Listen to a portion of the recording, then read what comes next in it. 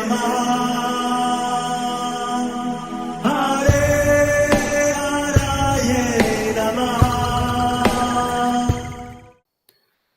हरे कृष्णा जी, आप सबका बहुत बहुत स्वागत है। हमारे सारे कार्यक्रम इस्कॉन फाउंडर आचार्य हिज डिवाइन ग्रेस एसी भक्ति वेदांत स्वामी प्रभुपाद जी को समर्पित है। मंगलाचरण आरंभ करते हैं। ओम नमो भगवते वासुदेवाय, ओम नमो भगवते वासुदेवाय, ओम नमो भगवते वासुदेवाय। ओम अज्ञानतिमिरान्धस्य ज्ञानाञ्जनशलाकया चक्षुरुन्मीलितं येन तस्मै श्रीगुरवे नमः। श्रीचैतन्यमनोऽभीष्टं स्थापितं येन भूतले स्वयं रूपः कदा मह्यं ददाति स्वपदान्तिकम्।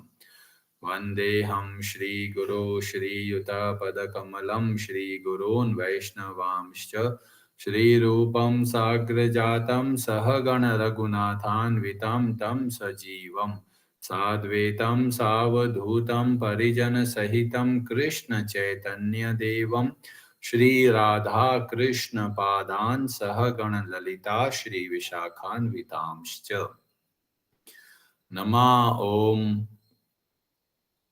नमः ओम विष्णुपादाय कृष्णपृष्ठाय भूतले श्रीमते भक्तिवेदांत स्वामिनिति नामिने। नमस्ते सारस्वते देवे गौरवाणी प्रचारिणे निर्विशेष शून्यवादी पाश्चात्य देशतारिणे। नमो महावदन्याय कृष्ण प्रेम प्रदायते कृष्णाय कृष्ण चैतन्य नामने गौरतुषे नमः। हे कृष्ण करुणा सिंधु दीनबंधु जगतपते गोपेश गोपिका कांत राधा कांत नमोस्तुते। तप्त कांचन गौरांगी राधे वृंदावनेश्वरी वृषभानुसुते देवी प्रणमामि हरिप्रिये। वाञ्छाकल्पतरुभ्यश्च कृपा सिन्धुभ्य एव च पतितानां पावनेभ्यो वैष्णवेभ्यो नमो नमः। जय श्री कृष्ण चैतन्य प्रभु नित्यानंद श्री अद्वैत गदाधर श्रीवासादि गौर भक्त वृंद। हरे कृष्ण कृष्ण कृष्ण हरे हरे, हरे राम राम राम हरे हरे। कार्पण्यदोषोपहत स्वभाव पृच्छामि त्वां धर्म सम्मूढचेताः। यच्छ्रेयस्या निश्चितं ब्रूहि तन्मे शिष्यस्ते अहं शाधि मां त्वां प्रपन्नम्।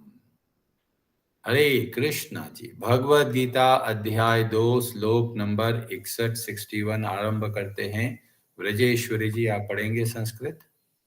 हरे कृष्ण। तानि सर्वाणि संयम्य युक्त आसीत मत्परः वशे हि यस्येन्द्रियाणि तस्य प्रज्ञा प्रतिष्ठिता। हरे कृष्ण। हरे कृष्णा। तानि उन इंद्रियों को सर्वाणि समस्त संयम्य वश में करके युक्त लगा हुआ आसीत स्थित होना चाहिए। मत परः मुझ में वशे पूर्णतया वश में ही। निश्चय ही यस्य जिसकी इंद्रियाणि इंद्रिया तस्य उसकी प्रज्ञा चेतना प्रतिष्ठिता स्थिर।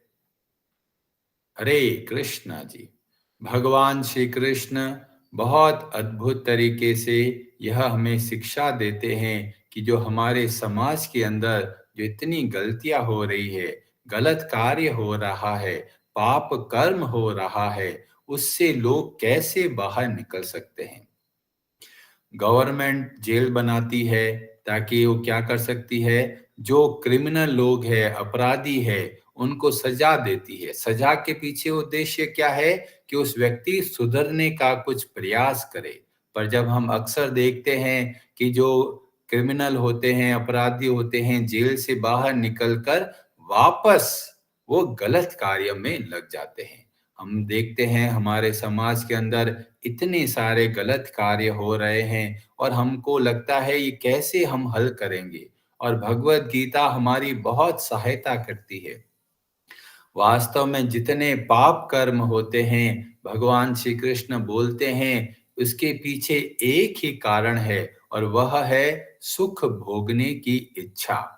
जिसको मजे के लिए जो भागता है और वो धीमे धीमे थोड़ा थोड़ा करता करता बहुत सारा गलत कार्य करने लग जाता है, और जिसकी वजह से वो खुद भी दुख पाता है और बाकी लोगों को भी दुख देता है।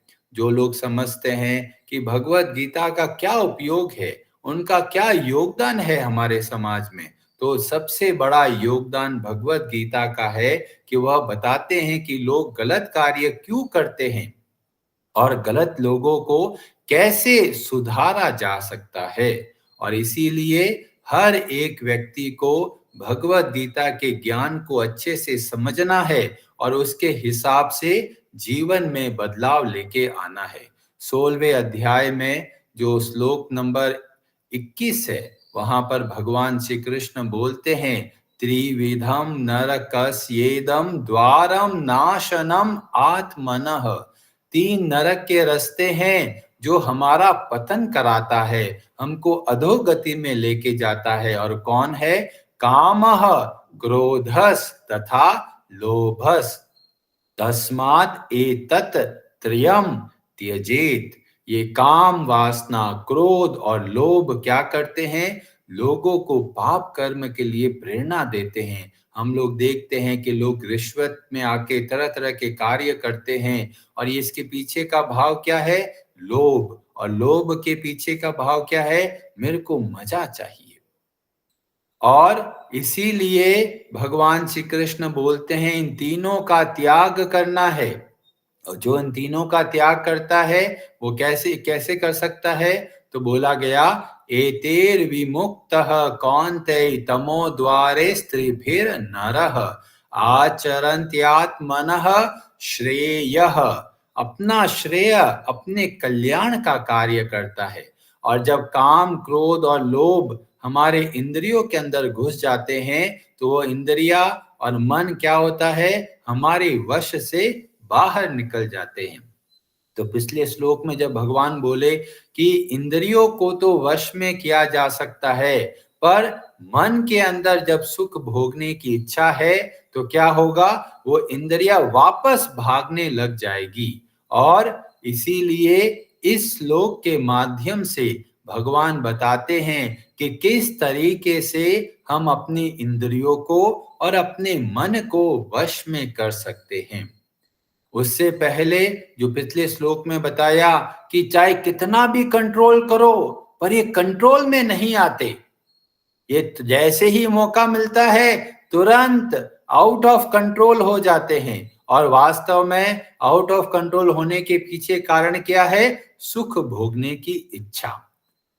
अब इसको कैसे वश में करें? तो भगवान बोलते हैं, तानी सर्वाणी संयम्य युक्त आसीत मत परह।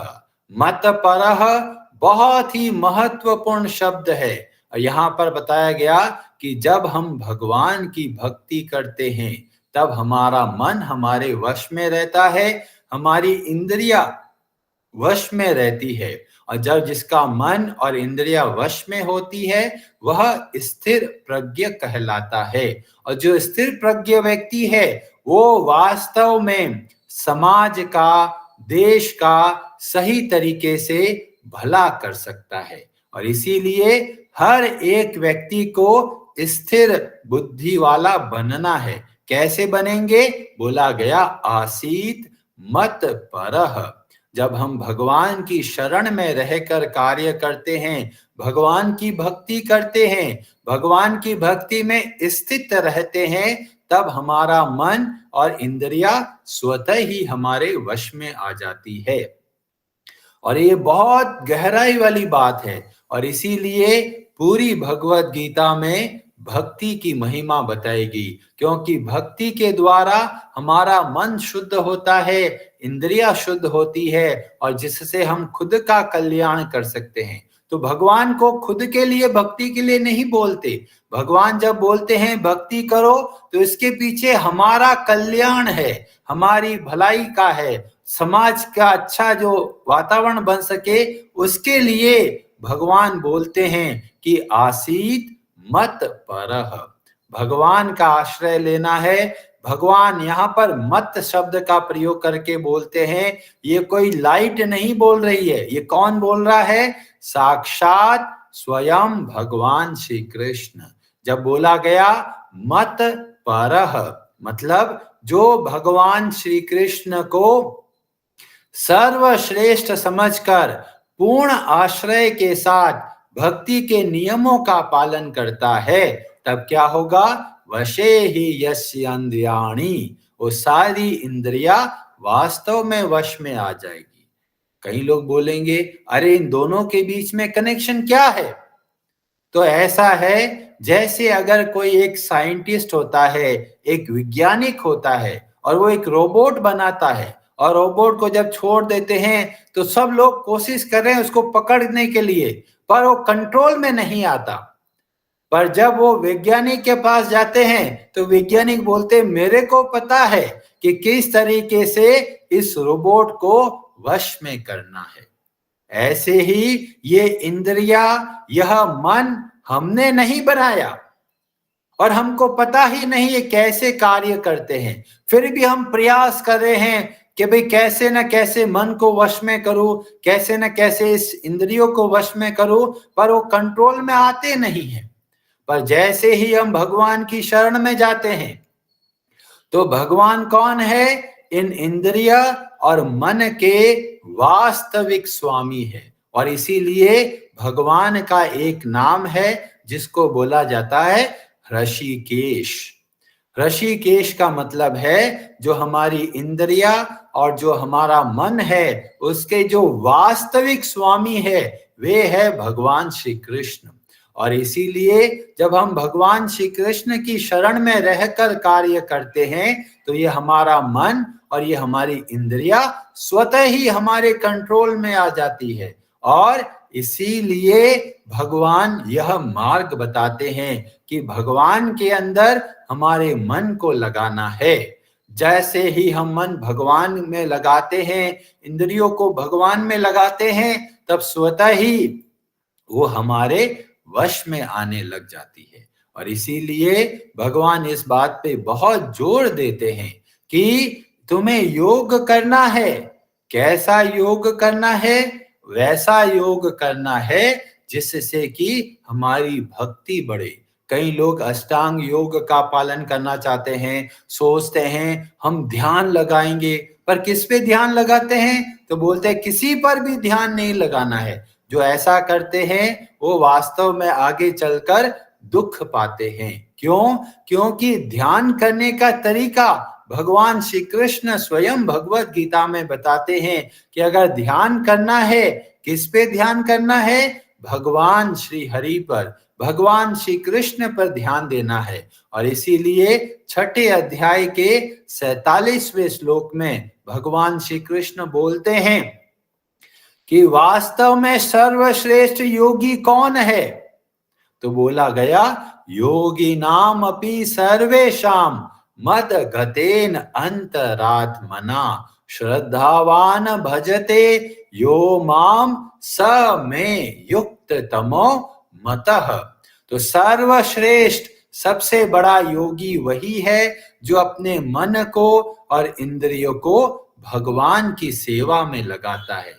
और इसके अलावा जो योगी है वो वास्तव में आगे चलकर फंसने वाले हैं। क्यों? ऐसा योग जो भगवान से नहीं जोड़ता वो वास्तव में सिद्धि के रास्ते पे चलता है और सिद्धियों के द्वारा वो खुद ही बंध जाता है। और इसीलिए चैतन्य चरितामृत में बताया गया, श्री चैतन्य महाप्रभु बोलते हैं, उपदेश सुनाते हैं सनातन गोस्वामी को और बोलते हैं ऋषिकेश ऋषिकानि यस्य स्थैर्य गतानि च। जब इंद्रियों को भगवान की सेवा में लगाते हैं तब वह इंद्रिया बन जाती है धैर्य। अन्यथा बोला गया संसारेर जीव चंचले, अन्यथा ये जीव क्या है, ये इंद्रिया और मन चंचल है, बार बार भागेगी। कभी आंखों के मजे के लिए भागेंगे, कभी कानों के मजे के लिए भागेंगे, कभी जीभ के मजे के लिए भागेंगे। और इसीलिए हमें बताया गया कि वास्तविक तरीके से अगर हमें अपने मन को वश में करना है तो उसको भगवान से जोड़ना है। अब प्रश्न आ जाता है, अरे ये मन चंचल बना ही क्यों, क्यों ये चंचल है? तो बोला गया मन के अंदर काम वासना नामक दोष छिप गया। जैसे कोई व्यक्ति बीमार हो जाता है तो उसको कुछ चीजें बार बार ऐसा होता है कि वो विचलित होने लगता है, पर जैसे ही स्वस्थ होने लगता है वो बहुत ही स्थिर हो जाता है। ऐसे ही हमारे मन के अंदर जो अशुद्धि है उसकी वजह से इंद्रिया और मन चंचल हो जाते हैं। और ये मन के अंदर जो अशुद्धि है उसको कैसे बाहर निकाले, उसको कैसे शुद्ध करे? तो इसका उत्तर मिलता है हमको विष्णु पुराण में। विष्णु पुराण के जो छठा अंश है उसका अध्याय 7 और श्लोक नंबर 74 में बताया गया कि मन के अंदर जो अशुद्धि है कैसे बाहर निकालेंगे। तो बोला गया यथा अग्निर रुद्ध शिखम कक्षम दहति स अनिलम।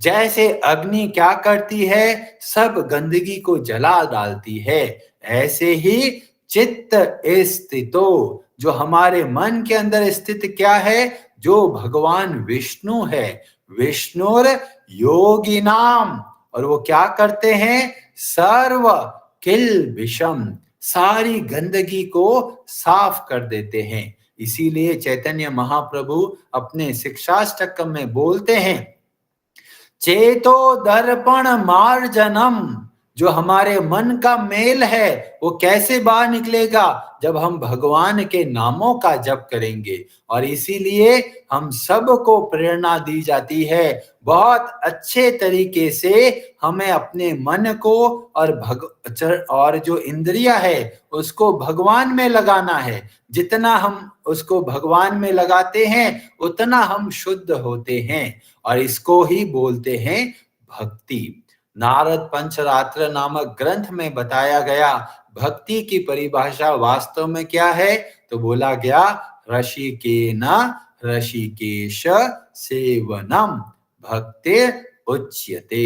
जब हम अपने मन के द्वारा, इंद्रियों के द्वारा जब हम भगवान की भक्ति करते हैं, भगवान की सेवा करते हैं, तब उसको भक्ति बोलते हैं। कई लोग सोचते हैं अरे भक्ति तो केवल मन का भाव है, पर वास्तव में यहाँ पर बोला गया ऋषिकेन, सारी की सारी इंद्रियों को, पूरे मन को, बुद्धि को जब हम भगवान की सेवा में लगाते हैं तो उसको बोलते हैं भक्ति। अब सबसे बड़ा प्रश्न तो यही आ जाता है कि ये मन तो भक्ति में लगता ही नहीं, कैसे इसको भगवान में लगाएं? तो इसका डिस्कशन हम लोग कल करेंगे। हरे कृष्णा जी, आप सबका बहुत बहुत धन्यवाद। हरे हरे नमः।